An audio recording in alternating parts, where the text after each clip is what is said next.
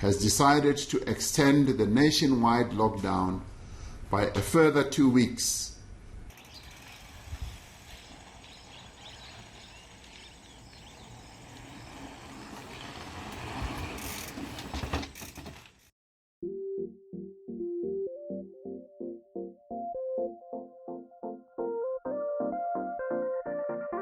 Welcome back to the channel, everybody.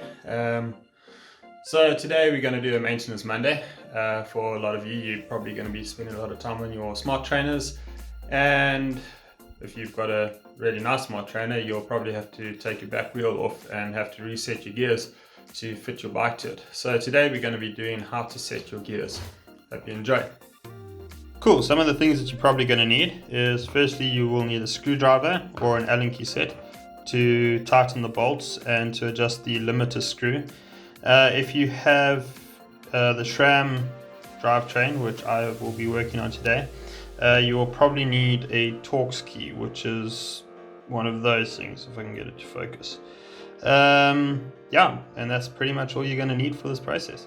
On the onset, let's start with some basic terminology for your rear derailleur.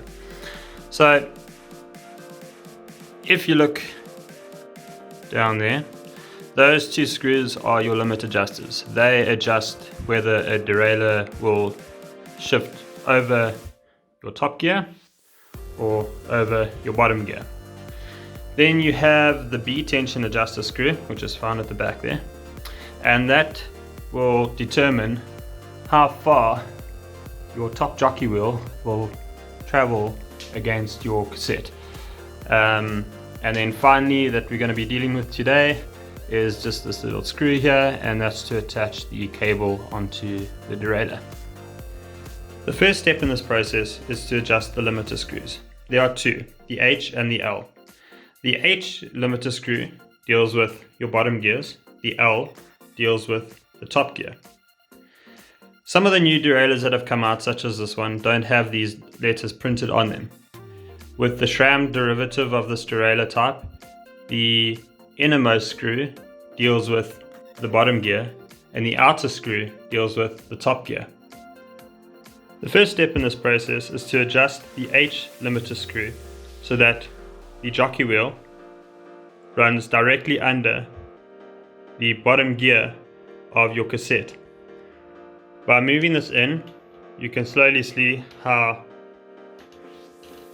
the jockey wheel is now running slightly to the left. By moving it turning it anti-clockwise, the jockey wheel moves slowly to the right. And once you're able to turn your pedals,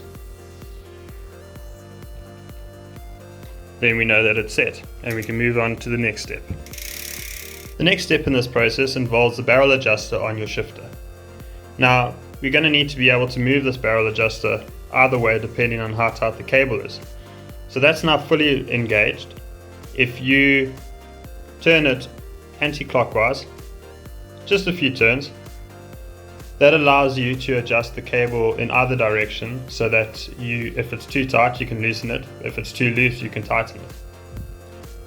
Now that the barrel adjuster has been adjusted to compensate for any direction that we need to go, you need to take the cable, pull it fairly tight, and lock it in place. There's no need to tighten this too tight, but it does need to be fairly tight. Cool. Now start turning the pedals and shift up a gear. As you can see, it's currently not shifting up. It wants to, but it's not quite going there. At which point I now adjust the barrel adjuster that we had earlier, and we turn it in a clockwise direction to tighten the cable until such times as it shifts up the gear. I then shift up another gear, and again, and I continue to move through the block until I get to the top.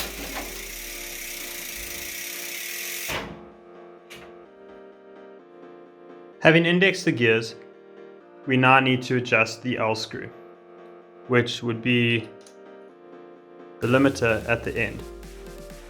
This is quite a vital limiting screw because if it is too loose, the chain has a tendency to drop over the back of the cassette.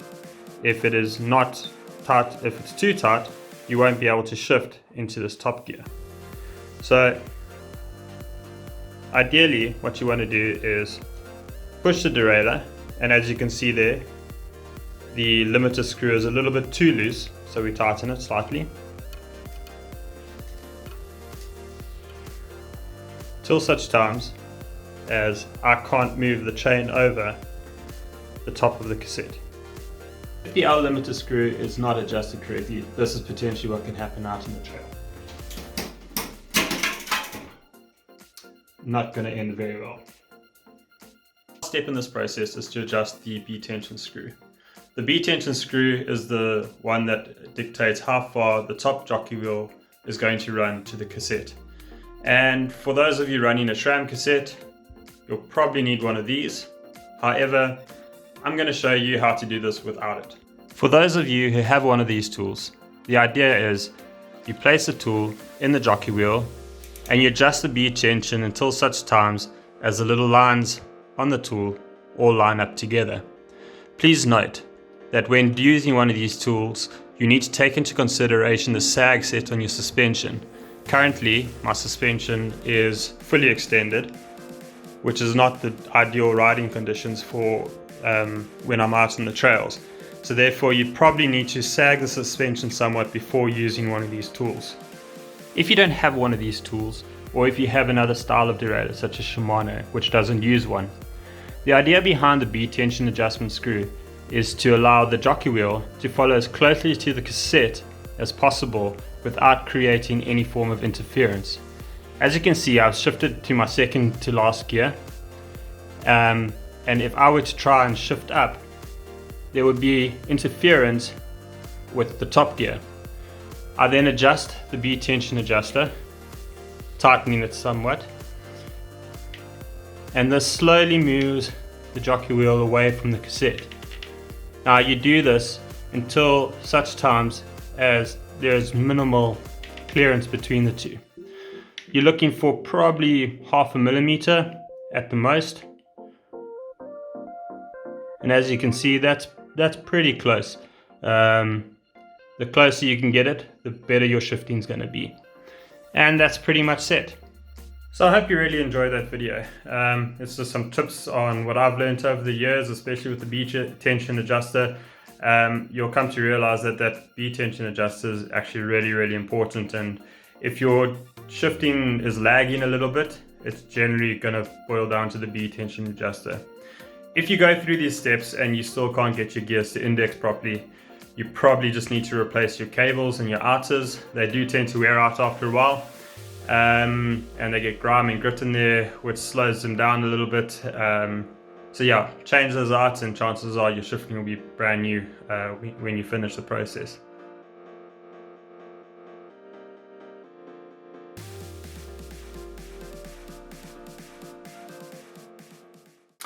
Cool, so I hope you guys really enjoyed this video. If you liked it, please like and subscribe, and leave some comments below with any tips that you might have for those out there trying to adjust their gears. Thanks, hope you guys enjoy the rest of the lockdown. Cheers.